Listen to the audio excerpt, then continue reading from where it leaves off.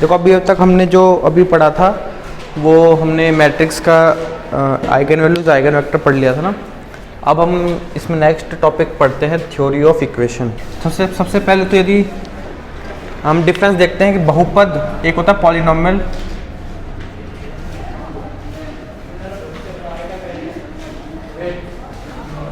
और एक होती है इक्वेशन।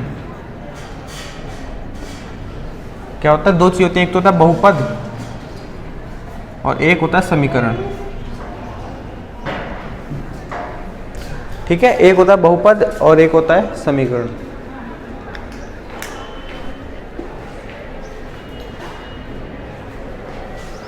तो यदि हम बहुपद की बात करें तो बहुपद के अंदर यदि हमारे पास वेरिएबल हैं x1 x2 n वेरिएबल हैं, या फिर इसको ऐसे मत करो, यदि एक डिग्री के बहुपद की बात करें तो उसको हम कैसे लिख सकते हैं। x में यदि कोई बहुपद है तो किस प्रकार से लिखा जाएगा, fx equal to a1 x a1 plus a2x plus a3x square an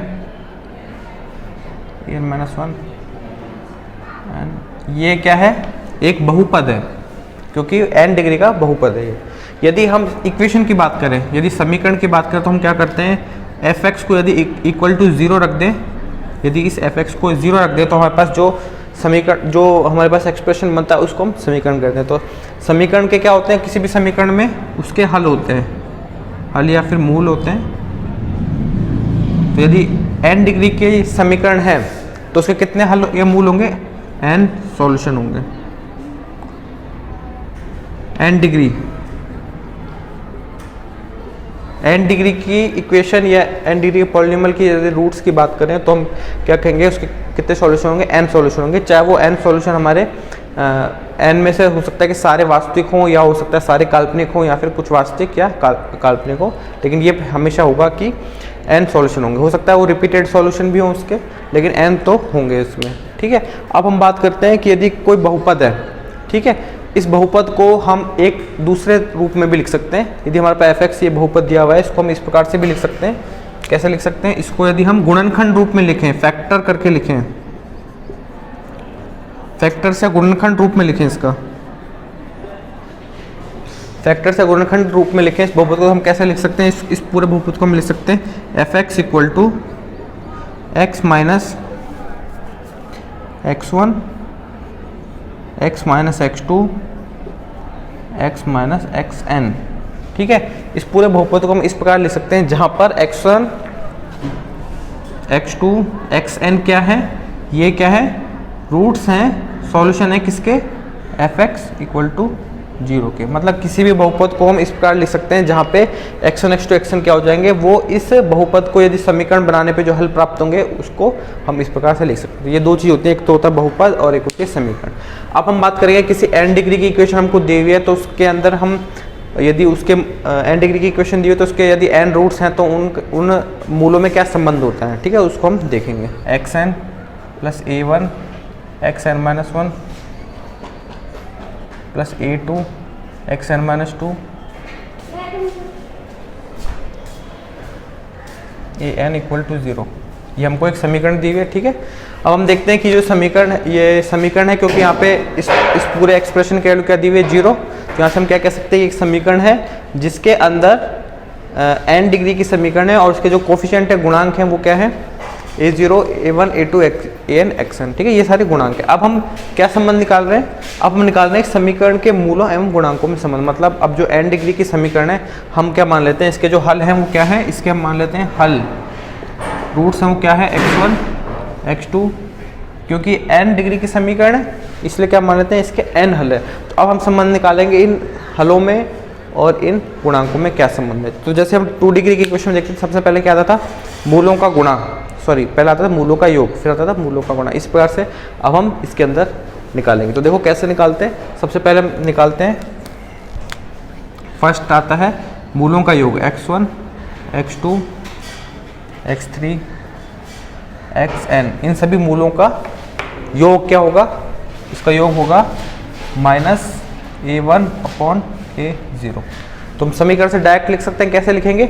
सबसे पहले हम देखेंगे तो मूलों का योग क्या होगा, जैसे a x square plus b x plus c equal to 0।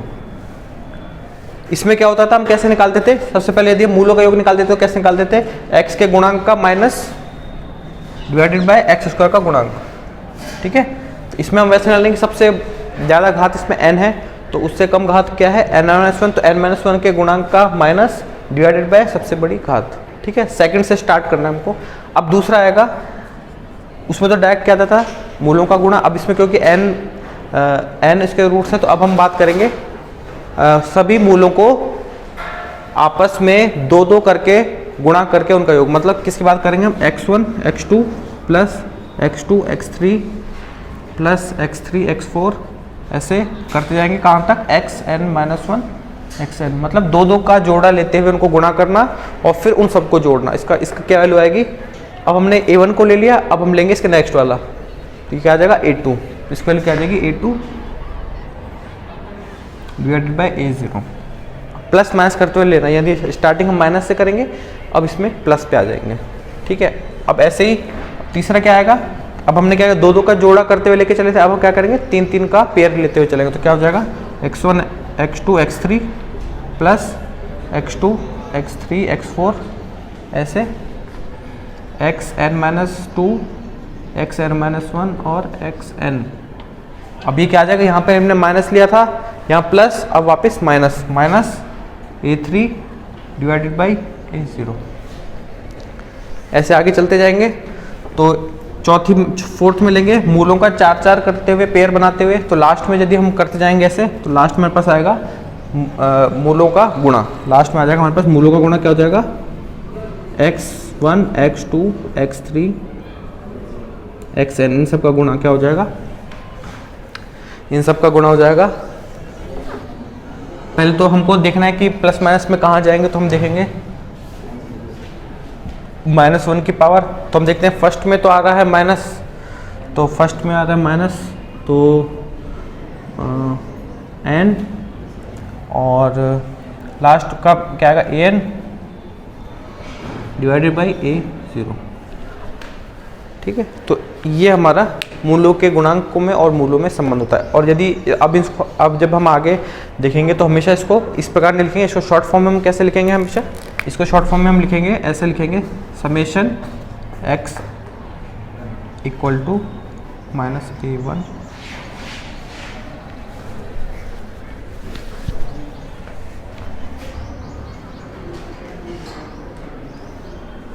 को शॉर्ट फॉर्म में समीशन के रूप में इस प्रकार लिख सकते हैं। ये जो साइन होता है समीशन का होता है, इसका क्या मतलब होता है? i की वैल्यू 1 से स्टार्ट करो, प्लस i की वैल्यू 2 रख के, प्लस i की वैल्यू 3 रख के, तो इसको शॉर्ट फॉर्म में हम इस प्रकार लिख सकते हैं। ठीक है,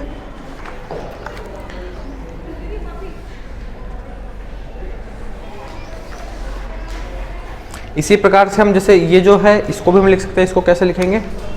इसको लिखेंगे summation x1 x2 equal to a2 a0। इसको ऐसे लिखो,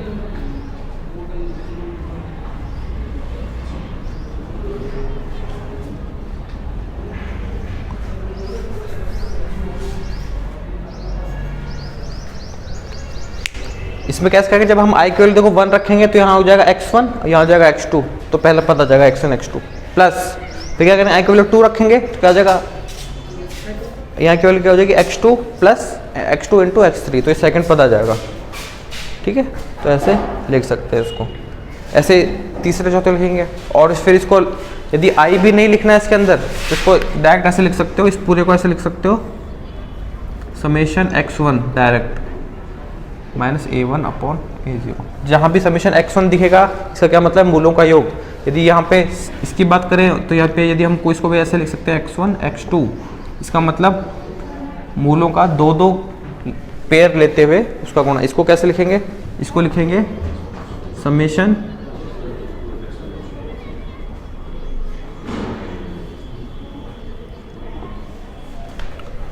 ठीक है, और इसको तो हम ऐसे लिखेंगे, सबको गुणा करते हुए ऐसे लिखेंगे। ठीक है, तो ये होता है किसी भी समीकरण के मूलों और गुणांकों में संबंध। अब यदि हम इस पे एग्जांपल लेके देखते हैं,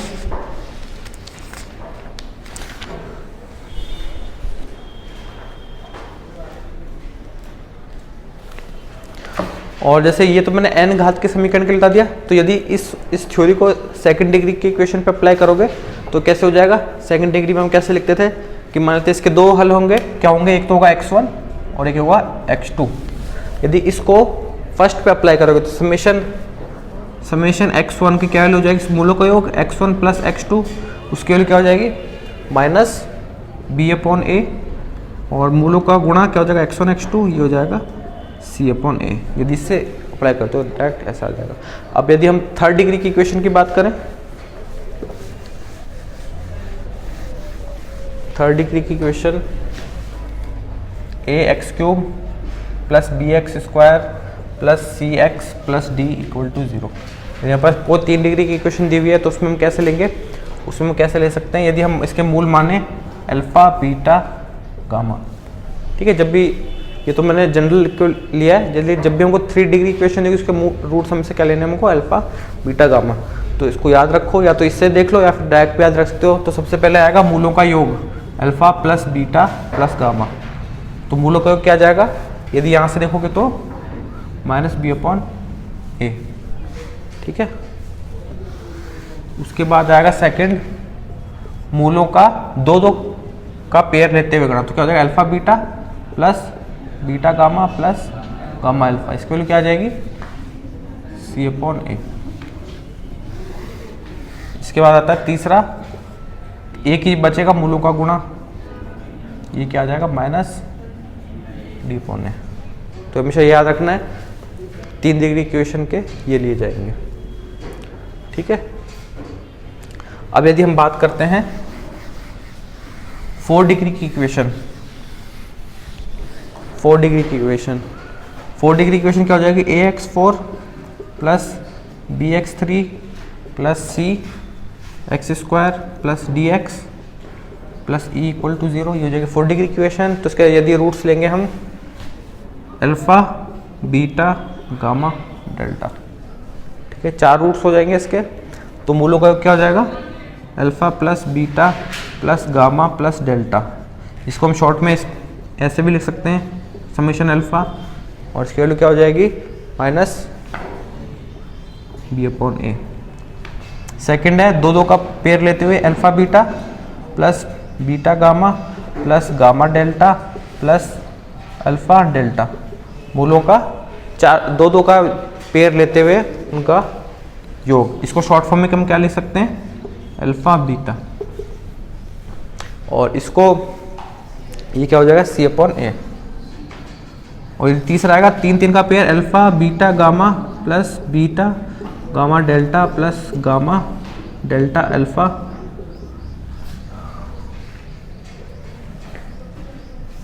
ठीक है। एक और बचेगा alpha beta gamma delta alpha, और क्या बचा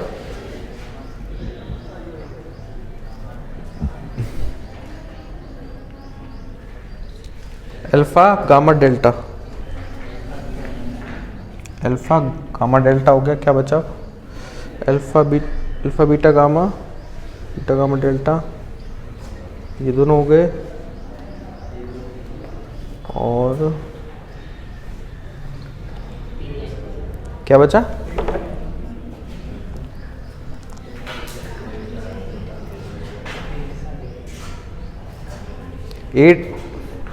अल्फा बीटा डेल्टा हो गया क्या, अल्फा बीटा डेल्टा, ये बचा। अल्फा बीटा डेल्टा कहीं नहीं हुआ, ठीक है। तो ये हो गया हमारे पास चारों, और इनका क्या हो जाएगा, इसको हम शॉर्ट फॉर्म में कैसे ले सकते हैं, और इसकी वैल्यू क्या हो जाएगी माइनस d/, और लास्ट में आएगा एक अल्फा, ये क्या हो जाएगा। तो ये हमेशा याद रखना है शॉर्ट फॉर्म में, कम से कम इसको 3 डिग्री और 4 डिग्री का तो याद रखना ही है, ठीक है।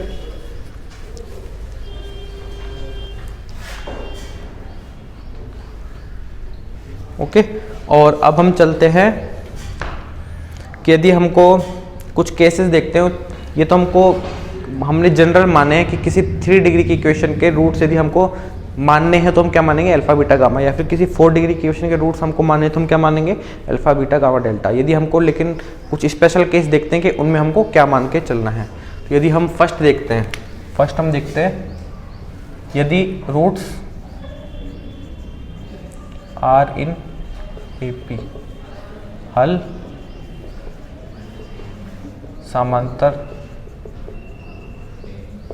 समांतर श्रेणी पड़ी होगी, है ना। तो समांतर यदि हमको क्वेश्चन में दिया है कि किसी 3 डिग्री की इक्वेशन के जो रूट्स हैं वो समांतर श्रेणी में दिए हुए, तो हमको क्या मान के चलना है। यदि हम 3 डिग्री की इक्वेशन की बात करें तो 3 डिग्री के अंदर यदि हमको रूट्स मानने हैं, जनरल में हम ये मानेंगे, यदि 3 डिग्री की इक्वेशन में हमको रूट्स मानने हैं तो उससे क्या मान के चलेंगे, हम ऐसे मान के चलेंगे। सबसे पहले 3 डिग्री की है तो बीच वाला लेके चलेंगे, तो हम बीच वाला रूट्स मान लेंगे अल्फा। 3 रूट्स होंगे तो हम बीच वाला क्या मान लेंगे, अल्फा। इससे पहले वाला क्या मान लेंगे, अल्फा माइनस बीटा। इसके बाद वाला क्या मान लेंगे, अल्फा प्लस बीटा। इससे क्या होगा, देखो पहली बात तो समांतर श्रेणी में क्या होता है कि कोई भी यदि 3 संख्याएं समांतर श्रेणी में, इसका क्या मतलब, उनके बीच में अंतर बराबर अंतर होना चाहिए। इन दोनों के बीच में अंतर देखोगे तो क्या आएगा, बीटा। इन दोनों के बीच का अंतर क्या आएगा, बीटा। मतलब यदि इसमें तुम बीटा ऐड करोगे तो ये मिल जाएगा, यदि इसमें बीटा ऐड करोगे तो ये मिल जाएगा। तो ये रूट्स किस में हो गए, समांतर श्रेणी में, जिसका सार्वंतर या फिर डिफरेंस क्या है, बीटा। अब यदि जनरल हम ऐसे मानेंगे और यदि समांतर श्रेणी में ऐसे मानेंगे तो फायदा क्या है हमको इससे, फायदा हमको ये इससे है क्योंकि यदि हम कोई 3 रूट्स मानते हैं तो यहाँ पे कितने अननोन दिए हुए हैं, कितने वेरिएबल हो जाएंगे, 3 वेरिएबल हो जाएंगे। तो इससे क्या हमारी कैलकुलेशन थोड़ी ज़्यादा बनेगी। लेकिन यदि हम ऐसे मानेंगे तो हमारे पास 3 रूट्स भी आ गए लेकिन अननोन कितने यहाँ पे 2, तो इससे क्या होगा, हमारी कैलकुलेशन थोड़ी कम हो जाएगी। इसलिए जब भी हमको 3 डिग्री की इक्वेशन में रूट्स हमको दिए हुए हैं समांतर श्रेणी में दिए हुए, तो हमको क्या होगा, इससे ये मान के चलने हैं। तो ये मानने से फायदा क्या होगा, क्योंकि अब हम जब इसमें ये वाली चीज़ लगाएंगे, ये गौर से देखो, यदि इसमें हम ये वाली तीनों चीज़ें लगाएंगे तो फायदा क्या होगा। अब हम ये फॉर्मूला लगाते हैं मूलों का योग, तो मूलों का योग क्या होगा, यदि इस इक्वेशन की बात करते हैं, मूलों का योग क्या हो जाएगा इसमें, alpha minus beta plus alpha plus beta. यदि मूलों का योग निकालते हो देखो क्या फायदा होगा, यहाँ से बीटा से बीटा कट जाएगा और क्या आ जाएगा, 3 अल्फा आ जाएगा। और 3 अल्फा की वैल्यू क्या दी हुई है हमको, माइनस बी अपॉन ए। यहाँ से क्या आ जाएगा, अल्फा की डायरेक्ट वैल्यू आ जाएगी हमारे पास माइनस बी अपॉन 3 है। तो इससे ये फायदा ये होगा कि हमको डायरेक्ट एक रूट्स पता चल जाएगा, ठीक है। इसी प्रकार से अल्फा पता चल जाएगा तो फिर किसी भी दूसरी इक्वेशन से हम यहाँ से हम बीटा की वैल्यू निकाल सकते हैं, ठीक है। इससे हमको फायदा ये होगा। इसलिए कभी भी 3 रूट्स माने समांतर श्रेणी में इस प्रकार मानने, ठीक है। और यदि अब हम 4 डिग्री की इक्वेशन की बात करते हैं, ये तो था 3 डिग्री की इक्वेशन। अब यदि हमको क्या दिया हुआ है, रूट्स किसमें दिए हुए हैं, एपी में दिए हुए हैं, समांतर श्रेणी में दिए हैं। यदि 4 डिग्री की इक्वेशन की बात करें तो हमको कैसे मान के चलने, 3 डिग्री के में क्या मान के चलते हैं, बीच वाला लेके चलते हैं। 4 डिग्री में क्या लेके चलेंगे, बीच वाले 2 लेके चलेंगे स्टार्टिंग में, ठीक है। तो इसको हम ऐसे लेके चलेंगे, बीच वाले को लेके चलेंगे अल्फा माइनस बीटा और एक को लेके चलेंगे अल्फा प्लस बीटा। मतलब 4 रूट्स होंगे, बीच वाले 2 में एक को लेके चलेंगे अल्फा माइनस बीटा और एक को क्या लेके चलेंगे, अल्फा प्लस बीटा। तो इससे पहले वाला क्या हो जाएगा, इसके बाद वाला क्या हो जाएगा। तो अब इसमें देखो हमारे पास पहले कितने, यदि हम ऐसे मानते हैं तो हमारे पास 4 अननोन आएंगे। लेकिन यदि ऐसे मान के चलते हैं हमारे पास अभी भी 2 अननोन ही है, 2 अननोन 2 वेरिएबल हैं, तो लेकिन उससे हमारा सारा काम हो रहा है। तो यहाँ पे अंतर देखो, इसमें यदि हम बीटा जोड़ेंगे तो हमको ये मिल जाएगा, इसमें नहीं ऐसे नहीं करेंगे, इसको ऐसे मत मानना, इसको ऐसे मानना। अब देखो यदि इसमें हम 2 बीटा जोड़ेंगे, यहाँ पे अंतर बीटा का था, यहाँ पे अंतर कितना है, 2 बीटा, क्योंकि इसमें यदि हम 2 बीटा जोड़ेंगे तो हम पास ये आ जाएगा, इसमें फिर 2 बीटा जोड़ेंगे तो ये आ जाएगा, इसमें फिर 2 बीटा जोड़ेंगे तो ये आ जाएगा। तो इसमें अंतर कितना है, 2 बीटा का सार्वंतर है, ठीक है। इससे फायदा फिर क्या होगा हमको, जब हम जिनको चारों को जोड़ेंगे, ये देखो इन चारों को जोड़ेंगे, जब मूलों को निकालेंगे तो जब जैसे इन चारों को जोड़ेंगे तो क्या हो जाएगा हमारे पास,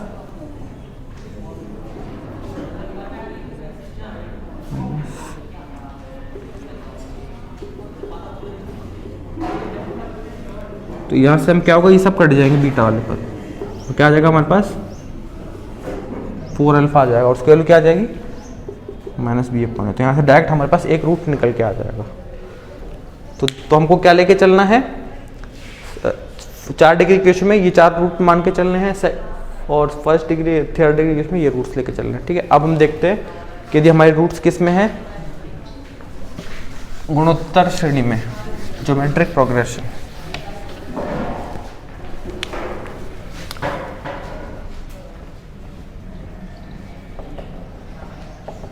ज्योमेट्रिक प्रोग्रेशन या फिर गुणोत्तर श्रेणी में, तो गुणोत्तर श्रेणी में क्या होता है कि नेक्स्ट पद हमको कैसे मिलता है उसके गुणा करके मिलता है। तो जैसे हमने ये माना है बीच वाला मान के चले हैं तो इसमें हमको बीच वाला मान के चलना है। तो इसमें क्या हो जाएगा बीच वाला मान लेते हैं अल्फा, तो इससे पहले वाला क्या हो जाएगा अल्फा अपॉन बीटा, उसके नेक्स्ट वाला क्या हो जाएगा अल्फा बीटा। तो अब इस बार गुणोत्तर श्रेणी में मानने से ये फायदा है कि यदि हम गुणोत्तर श्रेणी में इनको तीनों का गुणा लेते हैं तो जैसे इन तीनों का गुणा लेंगे तो क्या हो जाएगा इससे क्या होगा बीटा से बीटा कैंसिल हो जाएगा, यहाँ आ जाएगा अल्फा क्यूब और उसकी वैल्यू क्या आ जाएगी यहाँ से अल्फा के डायरेक्ट वैल्यू हमको पता चल जाएगी। ठीक है, तो ये हमने ले लिया गुणोत्तर श्रेणी में। अब हम लेके चलेंगे यदि हमको 4 डिग्री की इक्वेशन में दिए हुए हैं 4 डिग्री में हमको 4 रूट क्या लेके चलने, इसी प्रकार से हम लेके चलेंगे। एक ले लेंगे अल्फा बीटा, एक ले लेंगे अल्फा अपॉन बीटा, एक ले लेंगे अल्फा बीटा, इससे पहले वाला हो जाएगा अल्फा अपॉन बीटा क्यूब, ये हो जाएगा अल्फा। अब देखो इसमें जैसे हम देखेंगे इस वाले टर्म को यदि हम बीटा से गुणा करेंगे तो ये मिल जाएगा, इस वाले टर्म को फिर बीटा से गुणा करेंगे ये मिल जाएगा। ऐसे इसमें यदि इस वाले टर्म को बीटा स्क्वायर से गुणा करोगे तो ये मिल जाएगा, इसको बीटा स्क्वायर से गुणा करोगे ये मिल जाएगा, इसको बीटा स्क्वायर से ये मिल जाएगा। तो हमको ये ले लेंगे। तो इससे फायदा क्या होगा जब हम इनका चारों का गुणा निकालेंगे alpha beta cube alpha beta into इसकी वैल्यू क्या दी हुई है हमको ई अपॉन ए, तो यहाँ से ये कट के अल्फा पावर 4 आ जाएगा हमारे पास ई अपॉन ए, यहाँ से डायरेक्ट अल्फा की वैल्यू आ जाएगी, एक रूट हमको पता चल जाएगा। तो हमको जब भी एपी और जीपी में दी हुई होगा हम उसको ऐसे मान के चलेंगे। जैसे हमारे पास क्वेश्चन है कि यदि समीकरण हमको एक इक्वेशन दी हुई है x cube minus 5x square minus 16x plus 80 equal to 0, ये एक इक्वेशन दी हुई है 3 डिग्री की इक्वेशन के दो मूलों का योग शून्य हो तो समीकरण का हल ज्ञात कीजिए। हमको क्या निकालना है इस समीकरण का सॉल्यूशन निकालना है x, क्योंकि 3 डिग्री की इक्वेशन है तो 3 सॉल्यूशन निकलेंगे, लेकिन कंडीशन क्या दी हुई है कि इस समीकरण के दो जो हल है उनका योग शून्य है। तो हम मान लेते हैं 3 डिग्री की इक्वेशन का हमको सॉल्यूशन क्या मानने हैं, मैंने पहले बताया था क्या मानने हैं अल्फा बीटा गामा। तो हम मान लिया कि इसके 3 सॉल्यूशन अल्फा बीटा गामा। एक कंडीशन हमको क्या दी हुई है कि हमको कोई भी दो मूल ले लो, एक हम लेते हैं अल्फा प्लस बीटा, इसका क्या दिया हमको इनका एडिशन शून्य दिया हुआ है, तो हमको ये कंडीशन दी है। अब इसकी वजह से हम निकालेंगे। तो जब भी हमको मैंने बताया था 3 डिग्री इक्वेशन होगी तो सबसे पहले हम क्या करेंगे उनके मूलों का योग मूलों का गुणा ये सारी इक्वेशन लिख लेंगे। तो यहाँ से देखो क्या हो जाएगा मूलों का योग क्या हो जाएगा alpha plus beta plus gamma, इसकी वैल्यू क्या हो जाएगी यहाँ से देखो 5/1 माइनस 5 करके चलेंगे तो माइनस से प्लस हो जाएगा और डिवाइड बाय एक्स क्यूब का गुणा 1 minus B upon a formula लगाएंगे तो अब आएगा मूलों का 2 करके गुणा beta gamma plus gamma alpha, ये लेंगे तो उसके नेक्स्ट में चलेंगे तो क्या हो जाएगा -16 डिवाइडेड बाय 1। ठीक है, यहाँ माइनस है इसलिए यहाँ माइनस आ गया। और तीसरा आएगा मूलों का गुणा, तो मूलों का गुणा कितना हो जाएगा -80/1।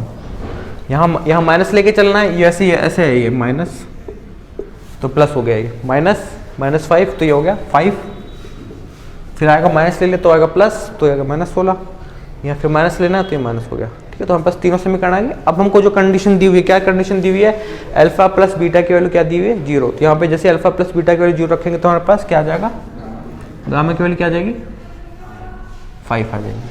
ठीक है, अब हमको देखो फाइनली क्या निकालना था अल्फा बीटा गामा की वैल्यू निकालनी थी, हमारे पास गामा की वैल्यू आ गई। अब हमको क्या निकालनी है ओनली अल्फा और बीटा की वैल्यू। तो यहाँ से देखो एक कंडीशन हमको यहाँ पे दी हुई है, जैसे गामा की वैल्यू पता चलेगी तो यहाँ से हम क्या कर सकते हैं अल्फा बीटा की वैल्यू निकाल सकते हैं। अल्फा बीटा क्या आ जाएगा -80 डिवाइडेड बाय गामा, और गामा की वैल्यू क्या है 5, तो ये क्या आ जाएगी -16। तो अल्फा इंटू बीटा की वैल्यू क्या आ गई? माइनस है,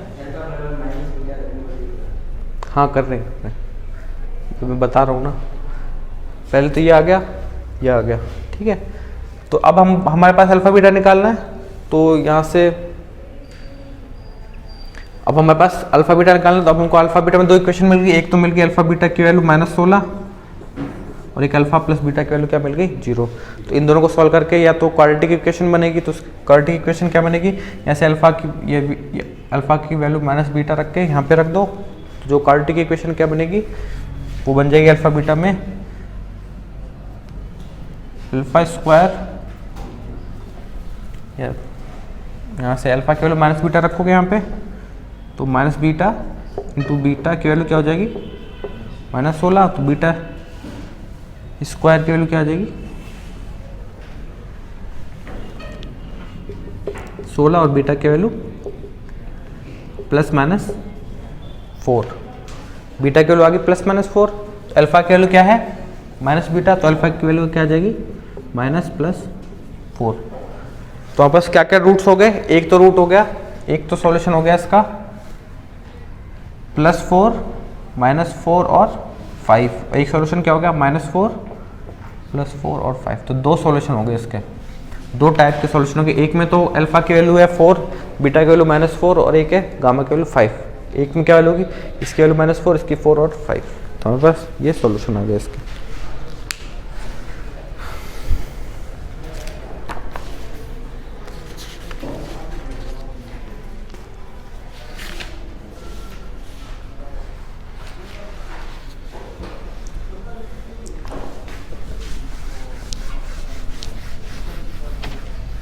हम नेक्स्ट क्वेश्चन देखते हैं कि समीकरण हमको एक दी हुई है x³ -3x² -6x + 8 = 0। ये इक्वेशन दी हुई है, इसमें हमको इसके मूल समांतर श्रेणी में है तो हल ज्ञात कीजिए। हमको क्या दिया? रूट्स किस में दिए हुए हैं? समांतर श्रेणी में दिए हुए हैं। तो एपी में हमको कैसे मानने थे? रूट्स क्या मानने थे? क्योंकि 3 डिग्री की इक्वेशन, तो हम क्या मान के चलेंगे? अल्फा माइनस बीटा, और ये मान हम लेके चलेंगे। अब हम क्या करेंगे? वही मूलों का योग लगाएंगे, तो मूलों का योग क्या हो जाएगा? Alpha minus beta plus alpha plus beta, इसकी वैल्यू क्या हो जाएगी? -3। इसी प्रकार से क्या करेंगे? मूलों का 2 करके योग गुणा, तो alpha minus beta into alpha into alpha plus beta, और alpha minus beta into alpha plus beta, इसकी वैल्यू क्या हो जाएगी?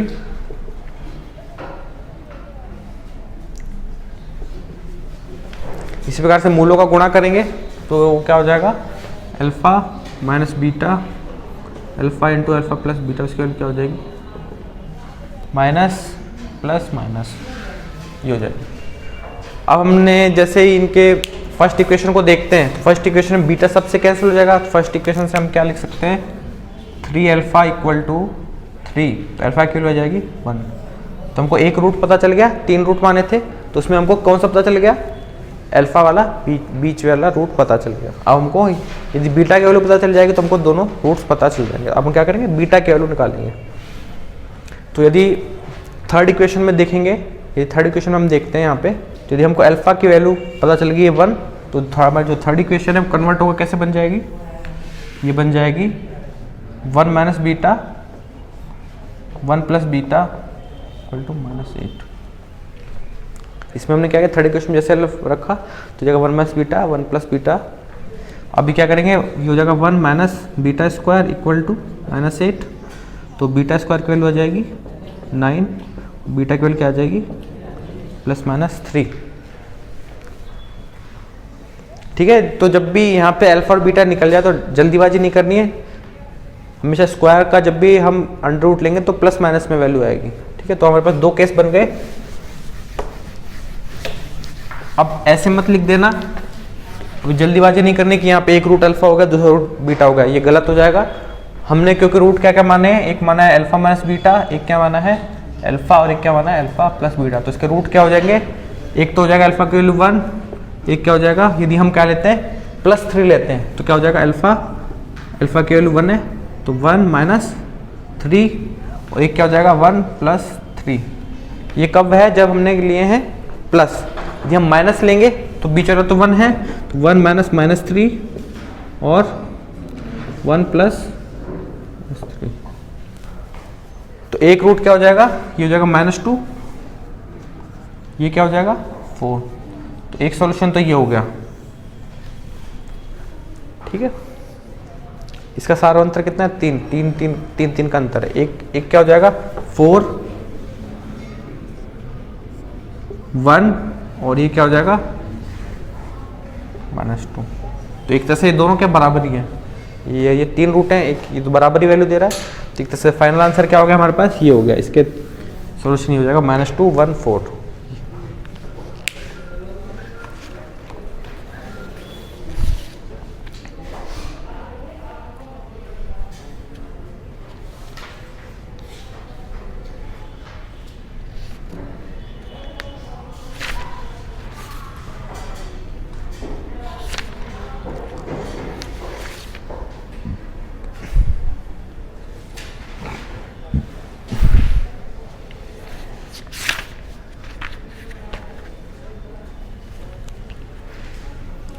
ठीक है, अब हम नेक्स्ट क्वेश्चन लेते हैं। हाँ, हमको दिया हुआ है,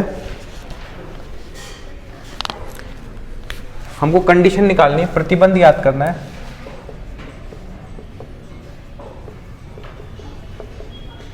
प्रतिबंध क्या करना है किसी के क्वेश्चन के लिए? हमको समीकरण दिया x³ - px² + qx - r = 0। First condition याद करनी है कि जब इसके जो मूल हैं वो किस में है? रूट्स जीपी में, गुणोत्तर श्रेणी में, बी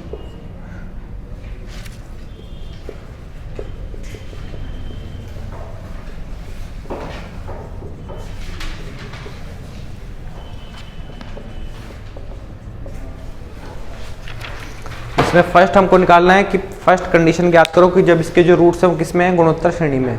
सेकंड के लिए कंडीशन निकालनी है जब इसके मूल समान पर विपरीत दिशा में हो।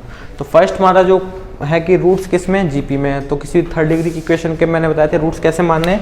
जीपी में है तो एक हो जाएगा α/β, एक हो जाएगा अल्फा और एक हो जाएगा α/β। ये 3 रूट मान लेंगे, जीपी में है। फर्स्ट कंडीशन के लिए कर रहे हैं, ठीक है। तो फर्स्ट कंडीशन के लिए है, देखो प्रतिबंध याद करने का क्या मतलब होता है कि हमारे पास जो अननोन है यहाँ पे पी, जो समीकरण के अंदर पी और क्यू आर दिए हुए, तो पी क्यू आर में हमको ऐसा रिलेशन निकालना है जिससे कि इसके रूट किस में हो जाए? जीपी में। तो हम क्या निकालना है हमको? पी क्यू आर के अंदर रिलेशन। तो उसके लिए हम मान लेते हैं कि हमारे पास 3 रूट्स हैं जो कि जीपी में है। तो फर्स्ट रूट, सेकेंड और थर्ड रूट। इसके बाद में हम तीनों इक्वेशन लिख लेंगे। तो मूलों का योग कितना हो जाएगा? α/β + अल्फा + α/β। इन मूलों का योग क्या हो जाएगा? p, ठीक है। तो माइनस ये हो जाएगा -p/1, तो इसकी वैल्यू हो जाएगी p। सेकेंड है मूलों का 2 करके, तो ये हो जाएगा अल्फा + अल्फा × α/β + α/β × α/β = q/1। तीसरा हो जाएगा मूलों का गुणा। मूलों का गुणा हो जाएगा α/β, अल्फा और α/β। इसकी वैल्यू क्या आ जाएगी? माइनस प्लस माइनस हो जाएगी r1। 3 समीकरण आ गए हमारे पास। अब जब भी गुणोत्तर श्रेणी में हम लेते हैं तो हमारे पास थर्ड इक्वेशन हमारे पास होती है जिससे हमको एक रूट पता चल जाएगा। तो यहाँ से हम देखते हैं कि बीटा से बीटा कैंसिल हो जाएगा। थर्ड इक्वेशन से हमको क्या मिल जाएगा? α³ = r। तो अल्फा की वैल्यू क्या आ जाएगी? r⁻⁴, ठीक है। तो यहाँ से हमारे पास अल्फा की वैल्यू पता चल गई। अब हम क्या करेंगे? यदि फर्स्ट इक्वेशन को हम देखते हैं यहाँ पे, फर्स्ट इक्वेशन में हम देखेंगे तो हमारे पास क्या आ गया? अल्फा कॉमन आ जाएगा। फर्स्ट इक्वेशन क्या है लिखी हुई है हमारे पास?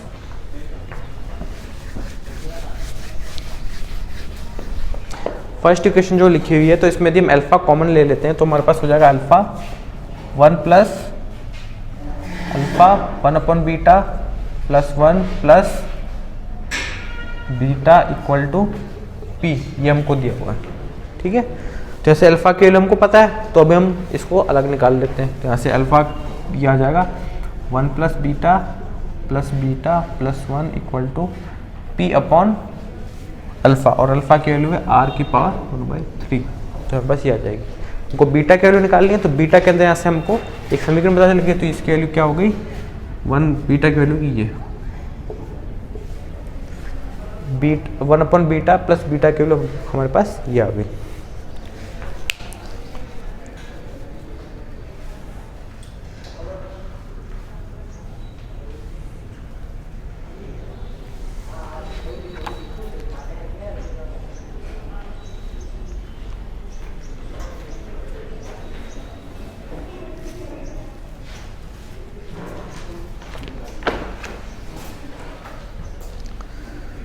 ओके अब हम देखते हैं इतना एक समीकरण ये पता चल गई। अब हम देखते हैं हमने ये वाली इक्वेशन में काम में ली, ये वाली इक्वेशन, सेकंड वाली इक्वेशन अभी तक काम में नहीं ली है। सेकंड वाली इक्वेशन को देखते हैं।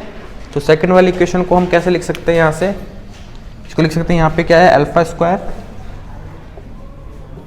बीटा, यहाँ से क्या गया alpha square beta plus alpha square beta second से प्लस अल्फा स्क्वायर, इसकी वैल्यू क्या आ गई क्यों, हमने क्या किया यहाँ पे इनको गुणा करके सिंपल लिखा है तो ये आ गया।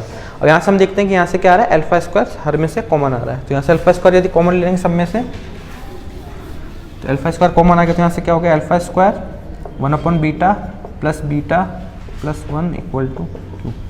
और यहाँ पे यदि हम इसको ऐसे रहने देते हैं, इसको ऐसे रहने देते हैं, हम यहाँ देखते हैं कि 1 बीटा प्लस 1 की वैल्यू हम बस यहाँ पे भी आ रही है और यहाँ पे भी आ रही है। तो यदि इसको ऐसे लिख लेते हैं तो यहाँ से हमें पास ये क्या आ जाएगा, तो ये 1 बीटा प्लस 1 इसकी वैल्यू क्या आ जाएगी क्यू अपॉन अल्फा स्क्वायर, ठीक है। और इसको भी यदि यहाँ पे इसको भले ही इसको अल्फा की वैल्यू मत रखो तो ये यहाँ पे ये आ जाएगा अल्फा।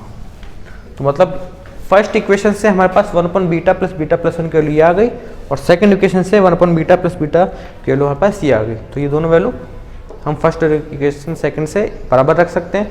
तो हमारे पास क्या वैल्यू आ जाएगी, पी अपॉन अल्फा की वैल्यू किसके बराबर आ जाएगी, क्यू अपॉन अल्फा स्क्वायर, यहाँ से आ जाएगा, ठीक है।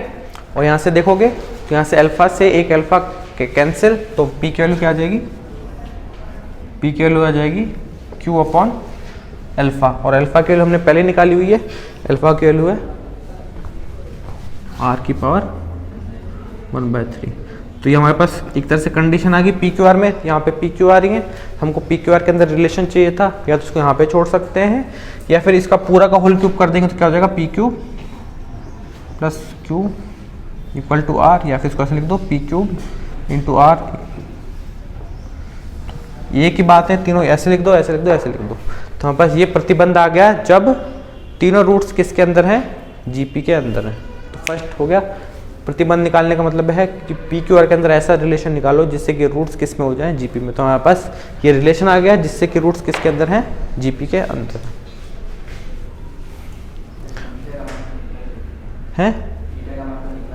बीटा का मान की हमको जरूरत थी नहीं निकालने की, निकालना है तो यहाँ से निकाल लो, यहाँ से निकल जाएगा, लेकिन बीटा के मान को हमको जरूरत नहीं है, हमको केवल प्रतिबंध निकालना था। यदि हमसे पूछा जाता कि अल्फा और मूलों का मान निकालो तो अल्फा का मान तो निकल ही गया था, और यहाँ से किसी भी एक इक्वेशन से हम क्या निकाल सकते हैं, बीटा का मान भी निकाल सकते हैं, लेकिन हमको कोई ज़रूरत है नहीं इसलिए हमने नहीं निकाला, नहीं तो निकाल सकते हैं यहाँ से बीटा का मान, ठीक है। क्योंकि यहाँ से बीटा के अंदर सॉल्व करोगे तो एक क्वाड्रेटिक इक्वेशन बन जाएगी, उसका हल निकल जाएगा, क्योंकि हमको क्यू भी पता है और अल्फा का मान भी पता है। लेकिन हमने इसलिए निकाला क्योंकि हमको क्वेश्चन में पूछा नहीं था इसलिए, ठीक है, क्योंकि हमको केवल प्रतिबंध पूछा गया था। यदि हमसे पूछा जाता कि इसके हल भी निकालो तब हम निकाल देते,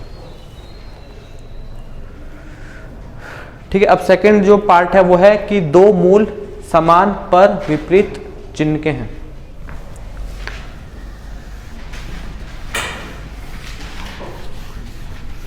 तो सेकंड वाले पार्ट के लिए हम क्या मानते हैं, जो रूट्स हैं वो क्या मान लेते हैं, एक मान लेते हैं अल्फा। अब क्योंकि अब देखो यहां से वैसे जनरली हम क्या मानते हैं, अल्फा बीटा गामा, जनरली हम ये मान के चलते हैं, लेकिन यहाँ पे कंडीशन क्या दी, दो मूल समान पर विपरीत चिन्ह के हैं। तो हम क्या मान लेते हैं कि मान लेते हैं दो रूट्स हैं अल्फा और बीटा समान तो हैं पर विपरीत चिन्ह के, तो अल्फा को या तो हम क्या कर सकते हैं, बीटा को क्या मान लो माइनस अल्फा। इससे क्या होगा, ये तीन हम जो पहले मानते हो क्या हो जाएंगे, माइनस अल्फा, क्या हो जाएंगे अल्फा माइनस अल्फा और गामा। जैसे होगा दो रूट्स तो हैं जो समान तो हैं, अल्फा और अल्फा समान तो हैं, पर साइन इनका उल्टा, एक का प्लस है एक का माइनस है। तो इसकी मानने की बजाय हम ये भी मान सकते हैं, क्योंकि इस वाले केस में ये हमको दिया हुआ है। यदि ऐसे नहीं करना तो ऐसे मान लो, और फिर ये इक्वेशन, इन दोनों को कंबाइंड रूप से हम कैसे लिख सकते हैं, इस प्रकार से लिख सकते हैं कि दो रूट समान तो हैं, अल्फा और बीटा दोनों समान है, लेकिन इनका साइन क्या है, विपरीत है। अब हमको क्या निकालना है, इसका प्रतिबंध निकालना है। तो इसमें हमको फिर से क्या रिलेशन निकालना है, पी क्यू आर के अंदर के रिलेशन निकालना है, जिसके लिए ये होता है। हम फिर से इक्वेशन लिखेंगे। तो फर्स्ट इक्वेशन क्या होगी, मूलों का योग। तो एक इन तीनों का योग निकालेंगे, क्या हो जाएगा, alpha minus alpha plus gamma. तो योग क्या हो जाएगा इनका, पी। तो यहां से देखो फर्स्ट इक्वेशन से क्या मिल गया, अल्फा से अल्फा कट के गामा की वैल्यू क्या आ गई, पी। ओके, अब सेकंड इक्वेशन हम मान चलेंगे मूलों का दो दो करके। तो फर्स्ट सेकंड इक्वेशन क्या हो जाएगा, alpha into minus alpha plus minus alpha into gamma plus alpha into gamma, इसकी वैल्यू क्या हो जाएगी, क्यू। लेकिन यहां से अब देखोगे ये वाली टर्म आ रही है माइनस गामा अल्फा, ये वाली टर्म आ रही है गामा अल्फा, तो ये दोनों कट जाएंगी, बचेगा क्या, माइनस अल्फा स्क्वायर बराबर क्यू। वैसे हमारे पास ये कंडीशन आ गई सेकंड। ओके, अब थर्ड कंडीशन हम निकालते हैं। थर्ड कंडीशन को देखोगे तो थर्ड कंडीशन में क्या होता है, मूलों का गुणा। तो गुणा निकालोगे तो क्या हो जाएगा, alpha minus alpha into gamma, इसका गुणा क्या हो जाएगा, आर। ओके, अब क्या करोगे, पी क्यू आर में रिलेशन निकालना है। तो थर्ड इक्वेशन को कैसे लिख सकते हैं, ऐसे लिख सकते हैं minus alpha square into gamma बराबर आर। यदि फर्स्ट दो इक्वेशन देखोगे तो फर्स्ट इक्वेशन से हमको गामा की वैल्यू पता चल गई, जो कि क्या है, पी। तो गामा की क्या लिख सकते हैं, पी। इसी प्रकार से सेकंड इक्वेशन में माइनस अल्फा स्क्वायर की वैल्यू क्या है, क्यू। माइनस क्या लिख सकते हो, क्यू। इसकी वैल्यू किसके बराबर है, आर। तो ये हमारे पास प्रतिबंध आ गया पी क्यू आर के अंदर, जिसके लिए क्या है, इसके मूल क्या है, दो मूल समान है पर विपरीत चिन्ह के हैं। ठीक है, तो ये भी फर्स्ट के अंदर प्रतिबंध ये निकल के आया था, और सेकंड के लिए ये प्रतिबंध निकल के आ गया।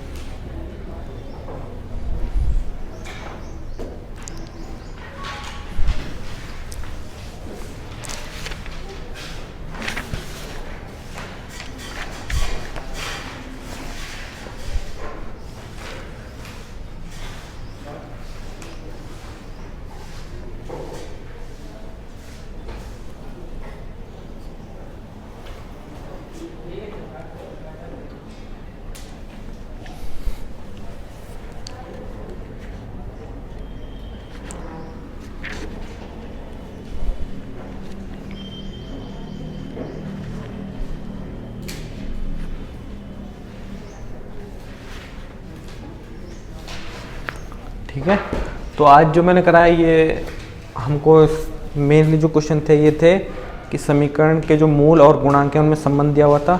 ठीक है, तो इसके अंदर और भी क्वेश्चन बुक में देखना, और भी क्वेश्चन दिए हुए हैं उनको सॉल्व करना, और फिर इसके जो बचे हुए क्वेश्चन है 4th डिग्री वाले वो मैं कल करा दूँगा। ठीक है, तो समझ में आया ना। हमको बस ये जो मैंने बताया वो क्लास में याद रखो कि यदि AP में हमको दिया हुआ है 3rd डिग्री की क्वेश्चन, तो रूट्स क्या मानने हमको, अल्फा माइनस बीटा, अल्फा और अल्फा बीटा। यदि 4th डिग्री की क्वेश्चन है तो उसमें क्या मानने हैं, alpha minus 3 beta, alpha minus beta. ठीक है, ये मानने AP में। और GP में के अंदर क्या माने, GP में मानने हैं, और यहाँ मानने अल्फा अपॉन बीटा स्क्वायर, क्यों, इस बार से मानते हैं। ठीक है, बस ये इसमें बाकी कुछ नहीं है। यदि तुम 3 इक्वेशन लिखोगे, मूलों का योग, मूलों का 2-2 करके योग, और ये 3 इक्वेशन लिखोगे तो क्वेश्चन 50-60% सॉल्व है। बस कैलकुलेशन बचती है उसके बाद में। यदि तीनों इक्वेशन अच्छे से लिख ली तो क्वेश्चन सॉल्व हो जाएगा।